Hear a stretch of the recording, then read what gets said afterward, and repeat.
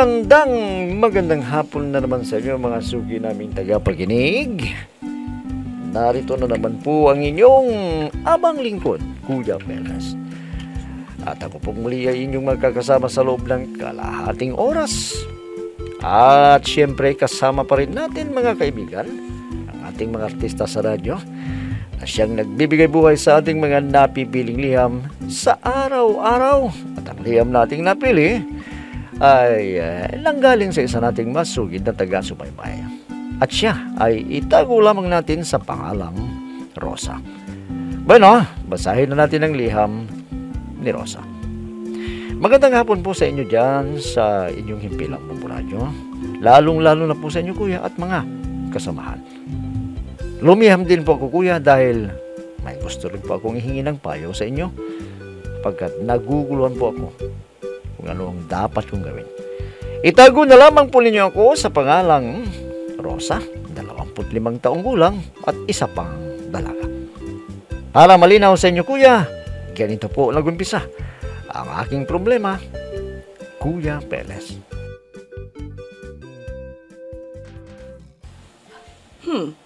Galing na naman yata dito yung manliligaw mo na istambay. Inay naman, Di ba totoo na istambay siya? naghahanap na po siya ng trabaho, inay. Ay nako, kailan pa? Pag matanda na siya? Hindi naman po. Ay nako, kapag yon ang napangasawa mo, gutom ang aabutin mo. Nay, may pinag-aralan din naman po siya. Oh, bakit hindi niya gamitin ang pinag-aralan niya? Naghihintay lang siya ng pagkakataon, inay. Ang sabihin mo, talagang batugan yung maliligaw mo. Nay naman, baka may makarinig sa inyo, nakakahiya. Ay nako, bakit? Totoo na ba na? Tama na po yan, inay. Hayaan ninyo, sasabihin ko sa kanya na maghanap siya ng trabaho. Dapat lang. Anong ipapakain niya sa'yo? Bato?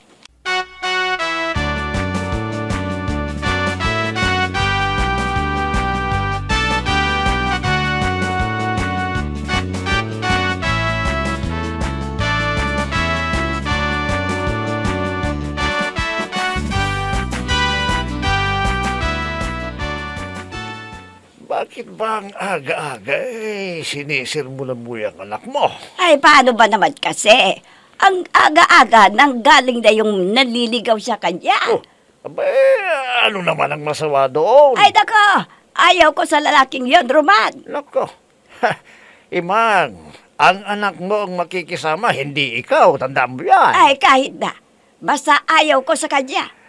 Kahit na ayaw mo nga, kung gusto ng anak mo, may magagawa ka ba? Meron, Roman. Nako, anong gagawin mo? Sa susunod na pupunta yon dito sa bahay, hindi ko siya patutuluyin. Nako, mahiya ka naman, Imang. Basta, hindi ko patutuluyin dito ang lalaking yon. Nako, bisita ng anak mo yun, Imang. Ha? Hindi mo bisita. Pamabahay ko ito. May karapatan ako. Kahit na.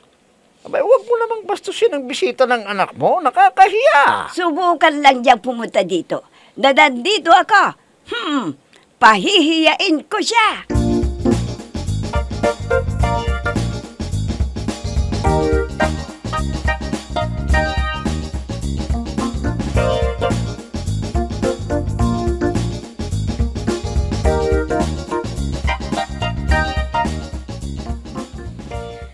Kumusta na kayo ni Randy? Heto, busted pa rin kay inay si Randy. Ano? Ang ibig mong sabihin, ayaw ng nanay mo kay Randy? Oo, ewan ko ba dyan kay nanay? Baka naman pag pumupunta sa inyo si Randy, di man lang nagbibigay galang sa inay mo. Hindi naman. Bakit ang bigat-bigat ng dugo ng inay mo kay Randy? Papaano kasi? Batugan daw, wala pang trabaho. Di ba may natapos din si Randy? Di ba 4-year course din siya? Ewan ko ba dyan kay inay? Ang bigat-bigat ng dugo niya kay Randy. Alam na ba ni Randy na ayaw ng inay mo sa kanya? Siguro nahahalata na niya kasi pag pumupunta ng bahay, binabalibag lahat ang mga gamit namin.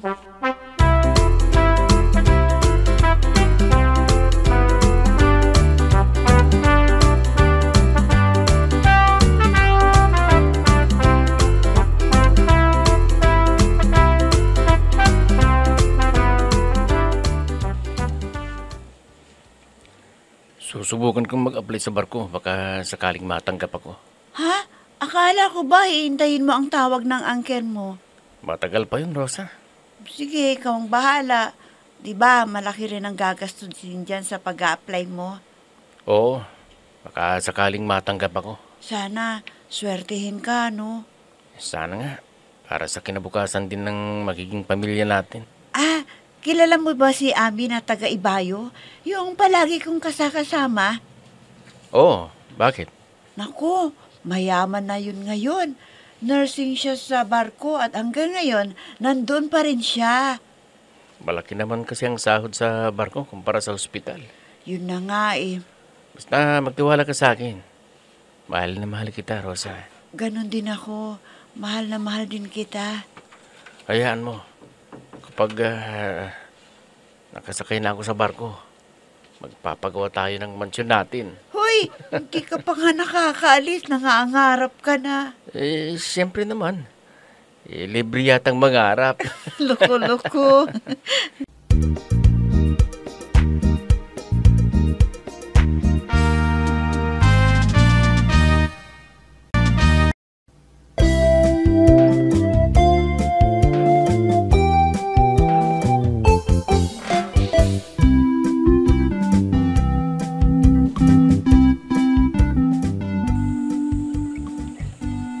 Simula nung kuya, talagang ayaw na ng inay ko sa nobyo ko. Dahil may gustong iba para sa akin ang aking ina. Yung dating kababata ko kuya na matagal na sa Amerika. Subalit si Randy kuya ang tinitibok ng aking puso at Darating na pala si Jeffrey sa susunod na buwan, galing Saudi. Siguro, ang gwapo-gwapo niya siguro, ha? Ano ba kayo, inay? May nobyo na po ako. Naku anak, gamitin mo yung utak mo, ha? Mayaman sila, inay. Hindi ba kayo nahihiya? Ba't naman ako mahihiya? May usapan na kami ng magulang niya. Ano? Inay naman. Ayaw ko po dahil may nobyo na ako. Hindi pwede. Si Jeffrey ang gusto kong maging manugang at hindi ang Randy na yun. Hindi, inay. Kahit anong gawin ninyo, ayaw ko sa kanya. Wala kang magagawa dahil may usapan na kami. Ako, inay, tinanong niyo na ba ako kung gusto ko siya? Abay, hindi na kailangan. Para sa iyo din ang iniisip ko. Hindi, inay. Kahit anong gawin ninyo, hindi ako magpapakasal sa lalaking yon. Ayaw ko sa kanya.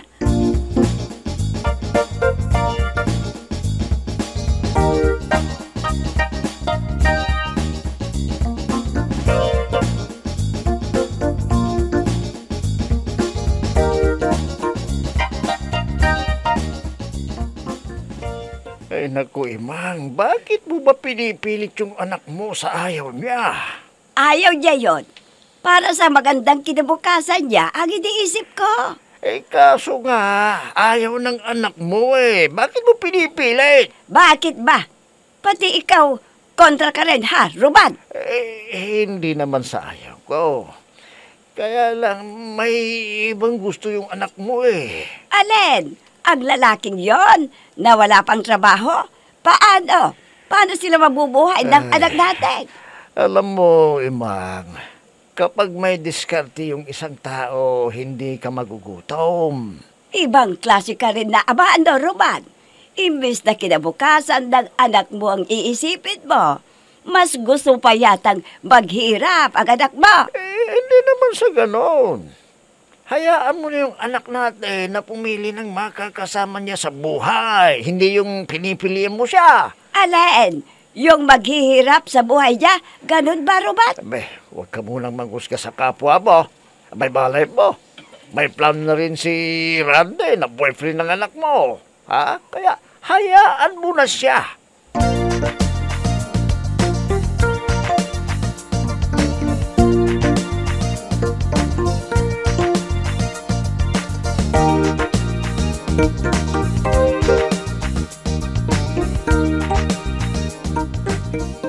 Ano kaya ang gagawin ko? talagang si Jeffrey ang gusto ni inay para sa akin. Gusto niya yun, pero ayaw ko naman. Diyos ko, tulungan mo ako. Dahil ayaw ko sa lalaking hindi ko naman mahal. Mahal na mahal ko si Randy. At siya lang ang lalaking mamahalin ko habang ako'y nabubuhay. Sana makagawa ko ng paraan bago dumating si Jeffrey. Hindi na nakikinig si inay sa akin eh. Kahit si Itay, kahit sinabihan na niya. Ano kayang gagawin ko, Diyos ko? Tulungan niyo po ako.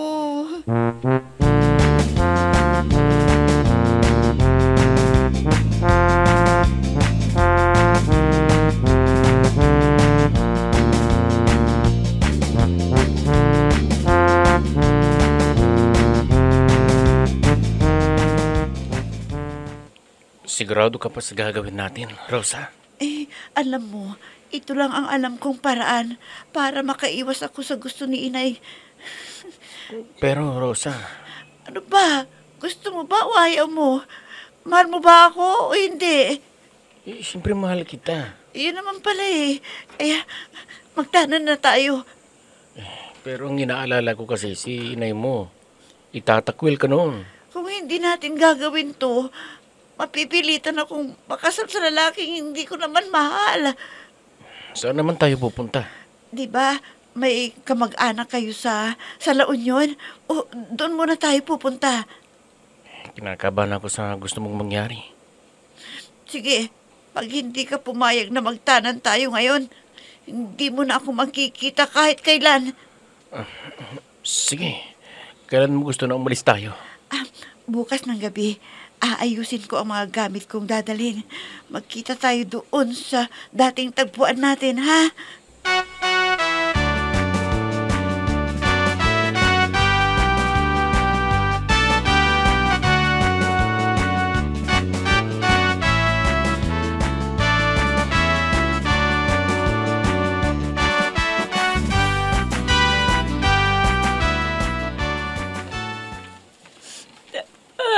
Roman, lumayas na yung anak mo. Wala na yung mga gamit niya sa kwarto. Siguro, nakipagtatanda sa Randy na yun. Ayan. Yan ang nga bang sinasabi ko sa'yo, Mang. Hindi ka nag-iisip eh. Hindi ka nakikinig sa Anong akin. hindi? Masama ba na isipin ko ang magandang kinabukasan niya? Pero maling pamamaraan ang gusto mo, Mang. Ayan. Nagtanan tuloy yung anak mo sa oras. Hindi ako papayag. Nako. Hindi. Itatakwil ko siya.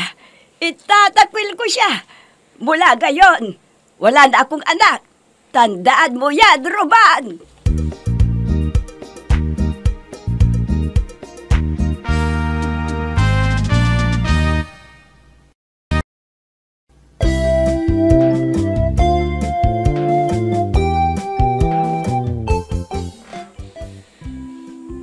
Nagtanan kami, kuya, ni Randy. Pumunta kami sa aming kamag-anak doon sa La Union. Alam ko, kuya, na galit na galit si Inay dahil may gusto siyang iba para sa akin. Hindi naman siya inaayunan ni Itay sa gusto niyang mangyari. Kuya, tama po ba ang ginawa ko na nagtanan ako at kasama ko ngayon dito sa La Union ang aking ang lalaki na gusto kong pakasalan? Ano po ba ang dapat kong gawin, kuya? Sana po ay matulungan niyo ako sa aking inilapit na problema. Lubos na gumagalang Rosa. Alam mo, Rosa, hindi naman sa sinasang-ayunan kita sa ginawa mo na pagtatanan. Pero sa ibang banda, talagang mahirap ding isipin na pakakasal ka sa isang lalaki na hindi mo naman mahal. Gaya ng gusto nang mangyari ng nanay mo. Pero sana man lang, Hindi yung kaagad-agad nagdesisyon ka na nakipagtanan. Bata ka pa naman eh. Ha? Ngayon, galit na galit yung nanay mo dahil sa ginawang pagtatanan. Wala pa namang hanap buhay ang lalaking sinamahan mo. Alam ko na mahal mo si Randy dahil siya yung tinitibok ng puso mo. Wala akong masasabi dyan dahil mahal mo nga yung tao, pinaglaban mo ang pagmamahal mo sa kanya, sa magulang mo. Pero hindi mo lubos na naisip, Rosa, sana hindi ka kaagad nagdesisyon na magtanan. Mahihirapan din yung mga magulang mo yan. Ano na mangyayari yan ay nagtanan kayo? May nangyari na sa inyo, wala. Nandyan na yan. At ibig sabihin yan talagang kayo na ni Randy. Hindi na kayo pwedeng paghiwalayin dahil kapag nagsama yung dalaga at binanda, hindi mo iisipin ng mga tao may nangyari na. Ano mangyayari ngayon? Napakahirap, Rosa, ang mag-asawa na walang hanap buhay yung kapartner. Saan kayo aasa? Sa magulang.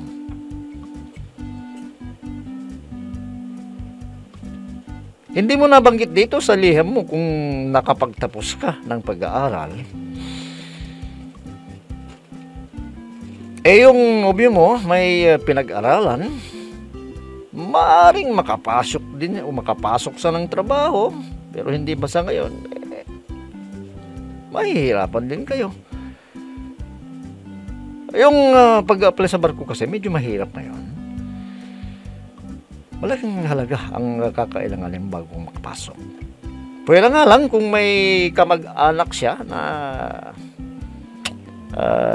nasa barko at may posisyon, mas madali.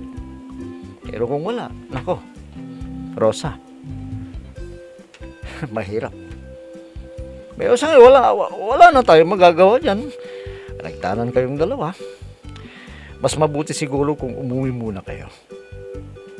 Humingi ka ng tawad sa magulang mo. Alam ko naman na mapapatawad ka dahil hindi pa naman nagtatagal yung pagsasama. Baka pwede ninyong ayusin muna ang buhay niya. Ang importante, hindi ka pa naman nabuntis. Pwede pa ninyong paghandaan. Hintayin mo muna na makahanap ng trabaho yung si Randy bago kayo magpakasal. Yan ang unang magandang gawin ninyo. Huwag kayong aligaga na magsama dahil talagang aminin mo at hindi, mahihirapan kayo. Sa magulang pa rin ang bagsak ninyo. Tandaan mo yan, Rosa. Umuwi muna kayo sa iyong magulang at humingi ng tawad. Para nang sa ganun ay medyo maayos din ang buhay mo. Para din sa iyo yung iniisip ng magulang mo. Pero kung talagang ayaw mo doon sa lalaki, walang magagawin magulang mo. Kaya lang, yung desisyon mo ng magtanan, yan yung maling ginawa mo. Naiintindihan mo ba ako, Rosa? Umuwi muna kayo sa inyong lugar at humingi kayo ng tawad sa magulang mo. Bueno, yan na lamang mulang masasabi ko sa iyo, Rosa, at naway kahit pa paano ay napayuhan kita sa iyong inilapit na problema. Well, mga kaibigan, hanggang bukas na muli sa ganito ring oras at timpilan, inyong abangan at pakinggan ang programang Peles at your service.